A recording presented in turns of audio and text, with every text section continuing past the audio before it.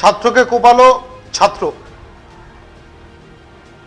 এমন আমাদের সমাজ গড়ে উঠেছে, এমন আমরা সমাজ তৈরি করে ফেলেছি, সেই সমাজে হয়তো আর যেটুকু মানবিকতা ছিল, যেটুকু মানসিকতা ছিল, যেটুকু ন্যায় নীতি ছিল, যেটুকু বিবেক ছিল, সেটা হয়তো আস্তে আস্তে বিসর্জন হতে বসেছে।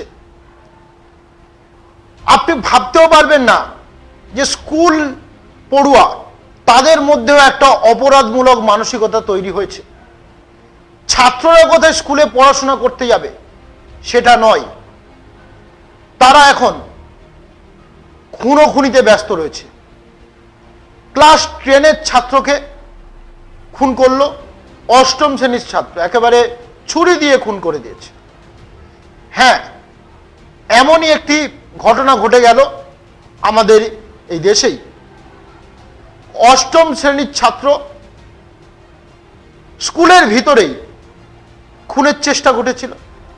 8ম শ্রেণীর ছাত্রকে কোপালো 10ম শ্রেণীর ছাত্র। ঘটনাকে কেন্দ্র করে তীব্র চাঞ্চল্য ছড়িয়েছে। আহত ছাত্রের পরিবার স্কুলে ঢুকে ব্যাপক ভাঙচুর চালায়। প্রাথমিকভাবে পুলিশের অনুমান একাধিক ছাত্র মিলে 8ম শ্রেণীর ছাত্র পড়ুয়ার উপর হামলা করেছিল, কিন্তু পরে জেরা করে জানা যায় 10ম শ্রেণীর এক ছাত্রই হামলা করেছিল। ব্যাগে করে ছুরি এনেছিল ওই ছাত্র। কিশোরকে সামনে পেয়ে সে একের পর এক কোপ বসায়।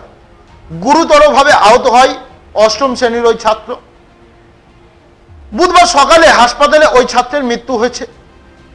এই ঘটনাকে কেন্দ্র করেই স্কুলে একেবারে হুলুস্থুলু বেঁধে যায়।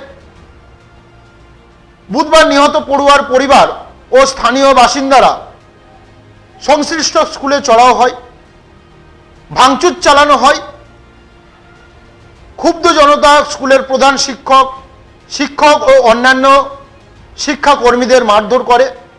স্লোগান দিয়ে দাবি জানানো হয় যে অভিযুক্ত ছাত্রকে অবিলম্বে স্কুল থেকে বের করে দিতে হবে এবং কড়া শাস্তি দিতে হবে।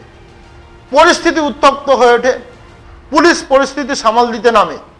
বিশাল পুলিশ মোতায়েন করা হয় স্কুলের বাইরে।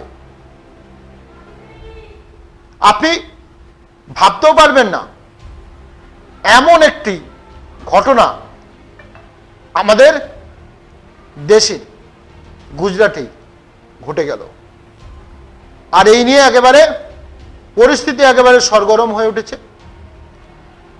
আমি এই জন্য আপনারা মূলত কাকে দায়ী করবেন?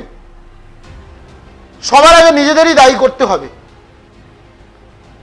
এই যে আমাদের শিশুদের শৈশব নষ্ট করে দিলাম, তাদের জন্য আমরাই দায়ী। আমরা কি তাদের ঠিক মতো শিক্ষা দিতে পেরেছি?